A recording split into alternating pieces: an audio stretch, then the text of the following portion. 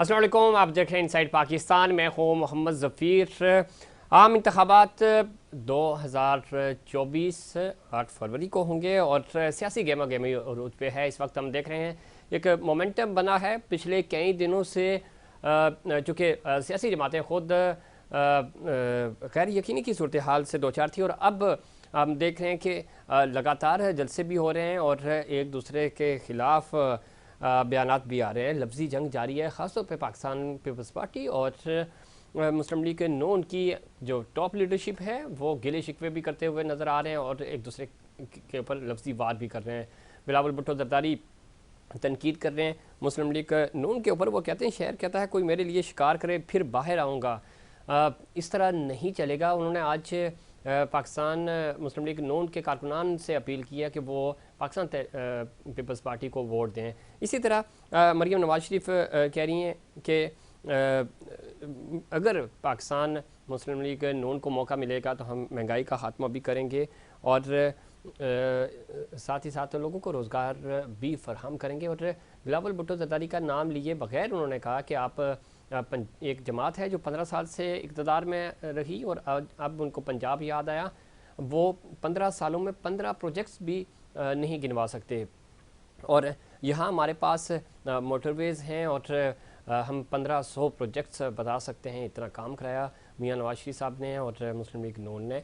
Pakistan party चूँकि इस वक्त पंजाब में सरगर्म है, आसिफ अली जरदारी साहब मिशन पंजाब लेकर निकले हुए हैं और वो कह रहे हैं कि वो पाकिस्तान पीपल्स पार्टी जो जिसका आगाज़ ही पंजाब से हुआ था, जिसकी बुनियाद पंजाब से रखी गई थी, लाहौर से रखी गई थी, कम बैक करेंगे और 2008 की पोजीशन पे वापस जाने की कोशिश करेंगे।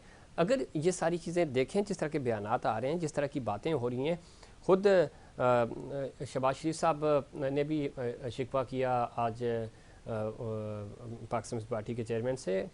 लेकिन इस पूरे अमल में जो एक चीज़ दिलचस्प है वो है आज़ाद उम्मीदवार। तकरीबन 65% आज़ाद उम्मीदवार हैं जो इम्पैक्ट डालेंगे इस दफ़ा इस इलेक्शन में। नेशनल असम्बली की जब हम बात कर रहे हैं, ज़ाहिर है वफाक में हुकूमत बनाने के लिए आपको 342 और 266 के लिए बराह रास्त ये इलेक्शंस हो रहे हैं। 131 सादा अक्सरियत आपको दरकार होगी। बज़ाहिर किसी भी सियासी जमात के पास ये नंबर्स नहीं है। पाकिस्तान पीपल्स पार्टी आज़ाद उम्मीदवारों से उम्मीद लगाए बैठी है और इसी तरह मुस्लिम लीग नून भी इलेक्टिबल्स के ऊपर डिपेंड कर रही है, अपने इत्तेहादियों पे डिपेंड कर रही है। पाकिस्तान तहरीक इंसाफ हो चुके बल्ले के निशान छिन जाने के बाद उनके तमाम जो कैंडिडेट्स हैं वो आज़ाद हैसियत से इलेक्शन में जा रहे हैं और खदशा ये ज़ाहिर किया जा रहा है कि ये लोग आगे चलकर अपनी वफादारियाँ भी तब्दील कर सकते हैं। तो मामला दिलचस्प है। उनको ज़रा स्पेशल सीट्स और सेनेट में भी पाकिस्तान तहरीक इंसाफ को नुमाइंदगी नहीं मिली और कुछ टेक्निकली मामला अदालत में भी है। तो अब देखते हैं कि ये फ़ैसला क्या होता है।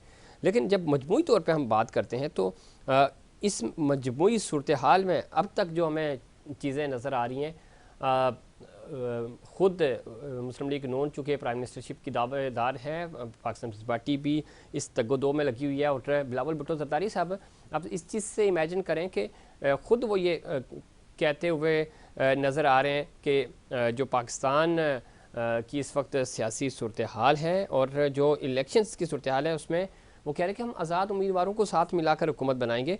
तो वाज़े नंबर तो ज़ाहिर है पाकिस्तान पीपल्स पार्टी के पास भी नहीं है। इस पे जो हम देखते हैं पाकिस्तान मुस्लिम लीग नून भी यही बात कर रही है और बाकी जमातें तो वैसे ही पहले ही कह चुकी हैं कि तमाम कोलेशंस के साथ ही हुकूमत बनेगी। वो तो अब 8 फरवरी को ही पता चलेगा। अब सिंध में क्या तरक्याती काम हुए, पाकिस्तान पीपल्स पार्टी को लोग वोट देंगे नहीं देंगे, ये भी बड़ी दिलचस्प सूरत हाल है। और ओवरऑल अगर हम देखें तो ज़्यादा सिंध पाकिस्तान पीपल्स पार्टी के पास है कुछ आज़ाद उम्मीदवार और जो इस तरह के इलेक्टेबल्स हैं और GDA इत्तेहाद। यहाँ कराची डिवीज़न में जब हम बात करते हैं तो MQM और दीगर जमातें जो हैं वो टफ़ टाइम देंगी पाकिस्तान पीपल्स पार्टी को। पंजाब में चूँकि वहाँ पे भी डिवाइड है, पाकिस्तान पीपल्स पार्टी पंजाब में बहुत ज़्यादा मेहनत करनी होगी। KP और बलूचिस्तान की सूरत हाल बिल्कुल ही डिफरेंट है। इन तमाम इश्यूज़ पे बात करेंगे और हमारे साथ पैनलिस्ट भी मौजूद होंगे। ज्वाइन किया है हमें सुरेश मंजियानी साहब ने, आज़ाद उम्मीदवार हैं, PS 54 सिंध असम्बली के लिए इलेक्शन लड़ रहे हैं। उनसे पूछेंगे कि वहाँ हल्के की सूरत हाल क्या है और किस अज़्म के साथ और क्या मोटिव लेकर वो इलेक्शंस में जा रहे हैं और पाकिस्तान पीपल्स पार्टी को के जो 15 साल दौर है उसके खिलाफ लोग वोट करने को तैयार हैं या नहीं, इस पे बात करेंगे। हमें ज्वाइन किया है सरेश मंजानी साहब ने। बहुत शुक्रिया सरेश मंजानी साहब, खुश आमदीद कहते हैं आपको प्रोग्राम में।